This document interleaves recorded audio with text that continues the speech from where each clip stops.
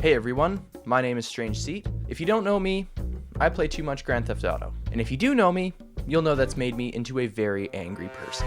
So without any further ado, here are some things about GTA 5 that I know have made you as angry as I am. Number 1.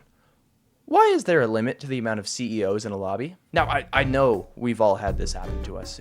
You've spent hours setting up your casino heist, doomsday heist, or whatever the fuck else requires you to be a CEO to do the heist. You get to the finale board, and boom, you think to yourself, I'm a boring, dumb loser that has nobody to play with. You leave your cozy little alone session, and you join the big scary world of GTA Online.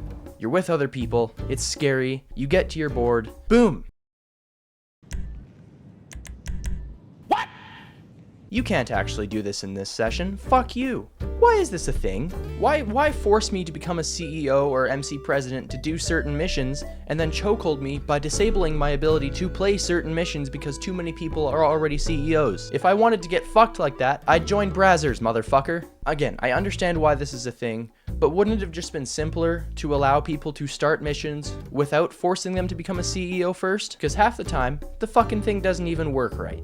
Number 2. The subtitles in the legacy version are broken to this day. This is a small one, and this is about to get really petty, but it's a problem I've been having for probably a few years. Being primarily a GTA 5 content creator, a significant part of my larger form videos are cutscenes. And I know it seems insignificant, but I don't like having subtitles on in the bottom of the screen. Mostly because I can't read, but it also makes the game feel more cinematic. And there is a reason turning subtitles off is an option, but for some reason in the legacy version, it just doesn't fucking work.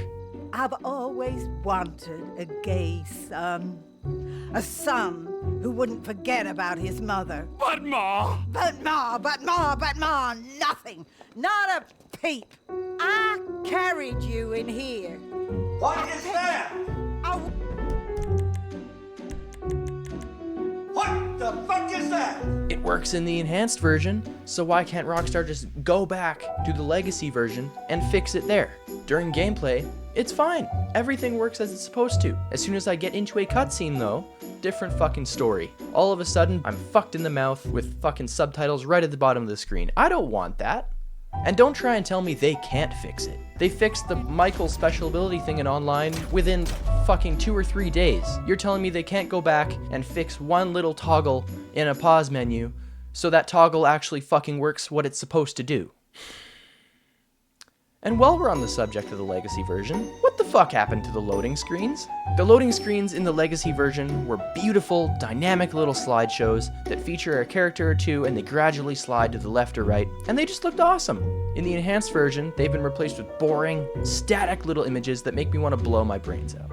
And it's the same thing trying to load into online from the main menu, which, by the way, is something I also hate, because half the time, that thing doesn't fucking work. Timed out loading session. Timed out loading session. Shove 3 fingers in your ass. Number 4. Why are modders still a problem? This is hardly a hot take at all. Rockstar is one of the biggest, if not the biggest, gaming company of all time. And they cannot for the life of them find a working anti-cheat that will just completely obliterate modders. Really. I'm no genius. Hell, I'm making this video because I wasn't smart enough to go to college. But it cannot be this hard to get a working anti-cheat for your game that has made you billions. In its current state, the anti-cheat that they do have, BattleEye, kicks random people from the session for no reason. Hell, I got kicked from BattleEye a few weeks ago, and I wasn't doing anything. Number 5. The career progress challenges. These are fucking hell. The majority of the challenges are for missions that everyone has done a million times. Like, the majority of the rewards are fucking clothing. And it's not like it's good clothing either. Like, they'll give you, oh, a smoking jacket, or oh, a pair of pants, or a fucking cigarettes. I don't fucking know.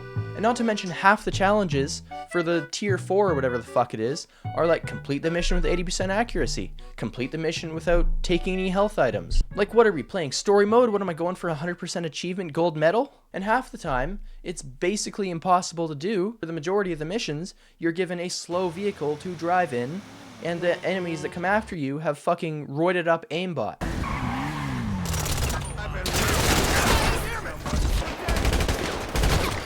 One enemy comes at me with a rapid fire bug, which still isn't fucking fixed to this day. It's been a thing since launch, to my understanding. It's still not fixed. But anyway, so one enemy comes at me with that, I'm dead faster than a Boeing whistleblower.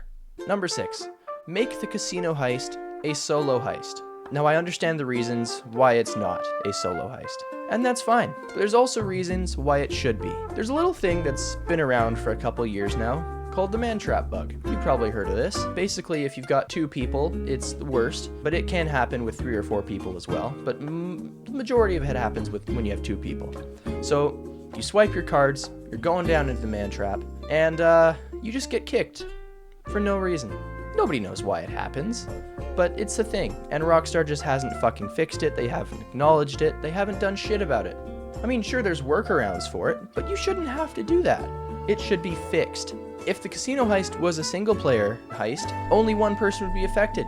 You'd go back to your little invite-only session, and you just go back to your arcade and start it again. You wouldn't have to go to a different session, and then find people, and then start it again. And half the time, if you tried to go to a different session, you get the fucking max limit CEO thing. Go away! And I know what you're thinking, so that's fine, like it can be one player. How would the man trap swipe card work?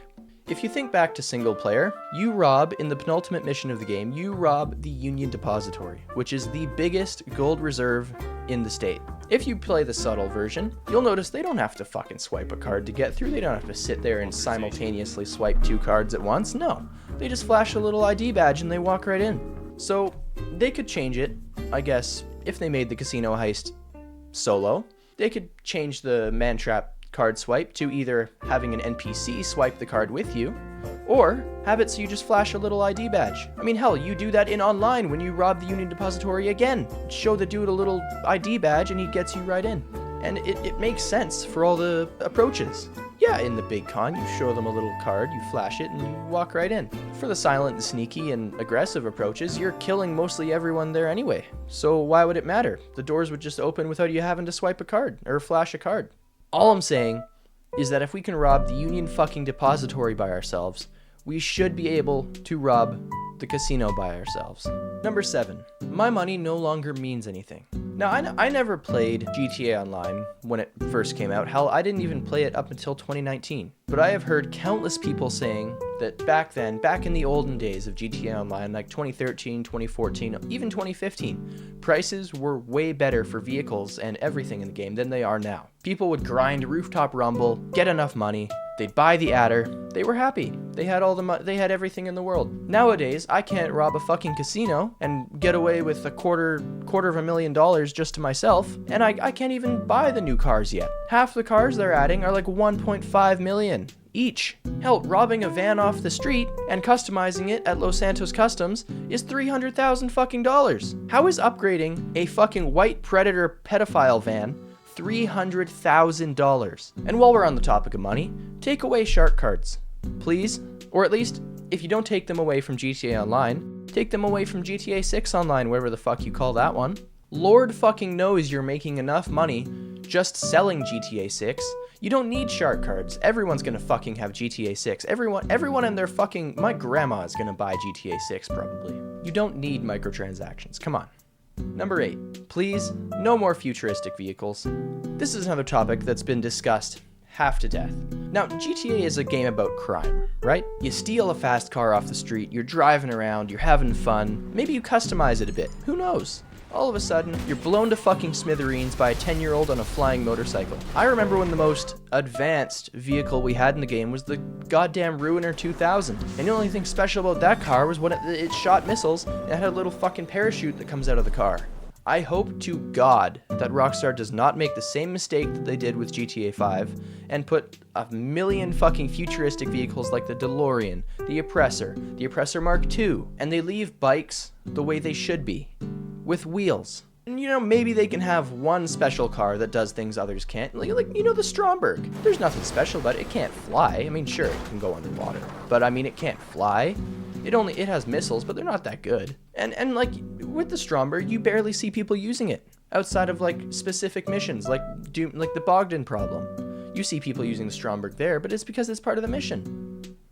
I never see people driving the Stromberg. With the Oppressor Mark II, I get, you know, at every single mission in the game, it'll send you all the way across the map, you know, right? I hop on my Oppressor, Suddenly I get up to height, and all I have to do is hold W at that point. There's no fucking skill to it. I can fucking hold W with one hand, jerk off to gay porn with my other hand, and I would have no issues. So just keep the vehicles at street level, keep them simple, it'll be fine. Look, I've been an angry man today, and I apologize. It's just who I am, and any chance I get to raise my blood pressure, I'm taking it. You can probably expect more videos like this in the future, because with the amount of video games I play, I'm gonna get angry a lot. So look out for those somewhere. Bye.